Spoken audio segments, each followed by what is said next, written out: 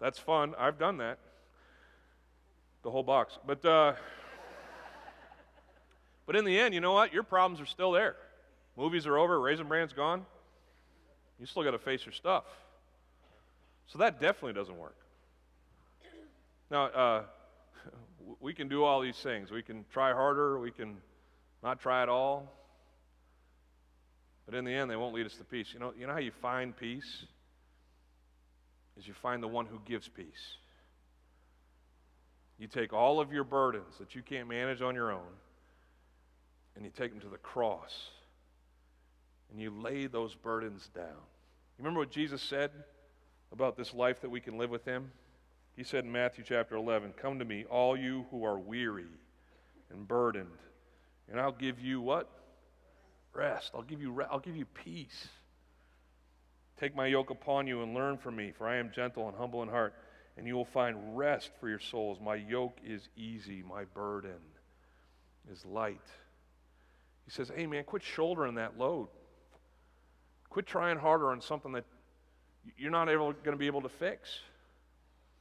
Instead, come to me and let me give you peace. Remember what it says in Philippians chapter 4? It says, "Don't be anxious about anything, but in everything, by prayer and petition with thanksgiving, present your requests to God, and then the peace of God, which transcends all understanding, will guard your hearts and your minds in Christ Jesus." In this Christmas season, if you've just been wrestling internally with stuff that you can't manage, you can't control, let this be the time where you remember why Jesus came. He came so that you might have peace, not just between you and God, but in here. And as we jettison the loads that we bear, as we give those up, and ask God to carry them for us, then he'll give us peace. I've seen it time and time again in the lives of other Christians that I know. I've experienced in my own life, even recently. I wasn't even aware of it, but I was shouldering more and more of stuff that I had no business shouldering and absolutely had no power to change. But then gently, like a winter snow, as Verdetta sang, God just reminded me, hey man, lay that down. Let me give you peace. And he has. My prayer for you is that you'll find peace in here. And then finally, we can find peace out there. Let's finish with that.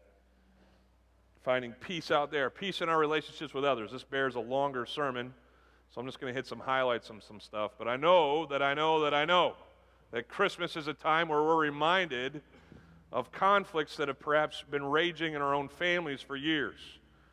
You know, the holiday season, we all get together for dinners or gift exchanges or whatever, and we kind of do the tentative, "Oh, hi, Merry Christmas," and we pat, and we're always, with some folks we're thinking, "I wish you weren't here." And we sit in a room, and there's, in some families, some of you guys have families that are great and everybody loves each other, but a lot of us don't. And am I right? Is that okay? Yeah. And we sit there, and we fake the smiles, and we try to, we have lots of different methods of dealing with these kinds of conflicts. Write them down. Some of us are ostriches, and you know what an ostrich does, right? When problems come, the fable of them burying their head in the sand. This is all denial. And so some of you are going to go to your Christmas stuff again this year. Some of you may be even getting in the car after church today, and you're going to perpetuate this ostrich behavior and continue to deny the fact that you're in conflict with someone and let it eat your lunch. Because it's just easier to deny stuff. It's easier to just go, what problem, than to actually deal with it. Now the problem stays, you know that. You can deny it all you want, it's still there, right? Some of us, though, we've kind of adapted more of a cavalier approach to this, and so we're more like cats. And we're just not going to be bothered. I don't like cats. If you have a cat, I'm sure you love yours, it's fine, but I don't like them, and here's why. They're not dogs. And I'm not super crazy about my dog. You all know that. $20 I will give you and my dog. But, no, I don't like them. Anyway, not even really a little. So, that's not true. Just a little, though.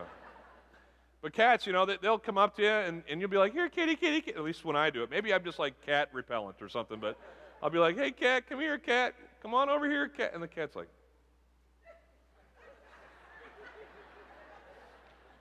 does anybody have this cat? What's up with the cats? Stuck up little animals. But they don't care about you. They don't need you, at least the ones that I've dealt with.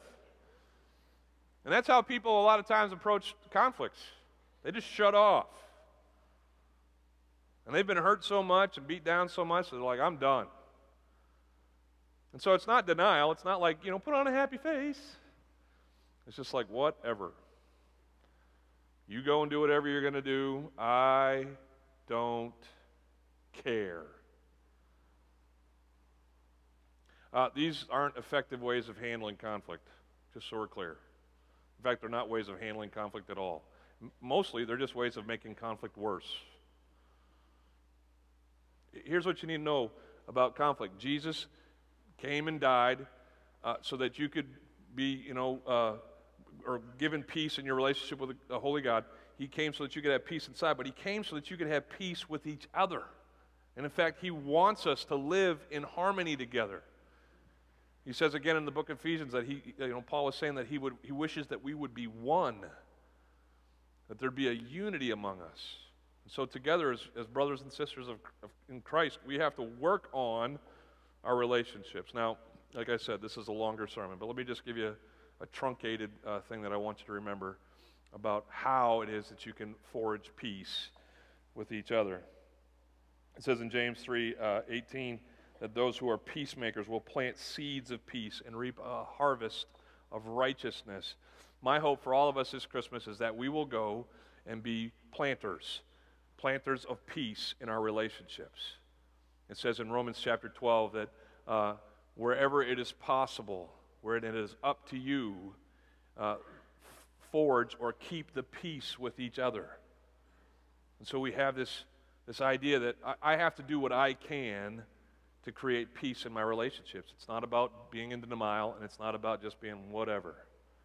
It's about me taking the initiative and planting peace. Now you can do this, and you'll do this more readily and more effectively if you understand the requirements or the things that really go into creating peace in your relationships.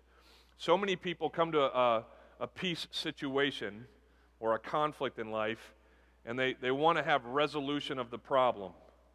Like there's this disagreement, there's this offense that has happened, and I want resolution. I want payback. I want my pound of flesh in that situation. And what they are holding out for is resolution. But what the Bible teaches us is that we should be people of reconciliation. Resolution looks at the problem. Reconciliation focuses on the people. We're supposed to love one another. Have you heard that? And so where we might not find resolve or solution, we still need to look to love the person. And so many people lump that together. Like, I'll make things right in this relationship when I know that the problem is solved. Then I will love the person. That's not our gig. If we're going to follow Christ, we love the person, and then together, loving each other, we work on the problem. Reconciliation, and then resolution. Now, for that to happen, you have to understand that forgiveness and trust aren't the same things. Did you know that? You can forgive somebody without trusting them yet. And some of you have been so hesitant to forgive someone, to be back in their lives, because you just don't think you can trust them yet. When I feel like I can trust them, then I'll forgive them. Well, that may be a very long wait. Trust can be lost in an instant, and it takes sometimes long times to be re-earned. Agreed?